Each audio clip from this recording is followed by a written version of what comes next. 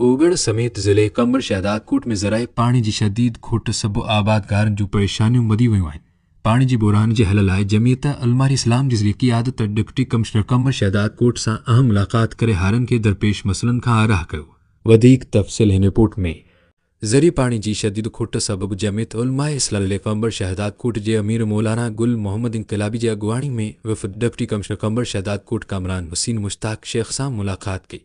वफ़द में मौलाना मनीर अहमद, मौलाना मोहम्मद जानी आबद, मौलाना अब्दुल कादर मोहरी, कारी मोहम्मद उस्मान मोहरी, मौलाना मोहम्मद सिद्दीक बरोही, मौलाना अब्दुल हमीद मगेरी, मौलाना अब्दुल्ला मगसी समेत ॿिया अॻवान शामिल हुआ। मुलाक़ात दौरान वरण समेत ज़िले में ज़रे पाणी जी खोट ऐं आबादगारनि खे पेश ईंदड़ मसइलनि ते ॻाल्हायो वियो। मौलाना गुल मोहम्मद इनकलाबी चयो त अक्सर पाणी न मिलण सबबु फसल तबाह थियण ऐं आबादगारनि खे माली नुक़सान जो ख़दशो आहे। डिप्टी कमिश्नर कामरान हसीन मुश्ताक शेख वफ़द खे यकीन ॾियारियो त पाणी जे मसइले जे हल लाइ ख़मीस ॾींहुं एडिशन ऑफिसरनि सां ख़ासि इजलास कोठायो वेंदो।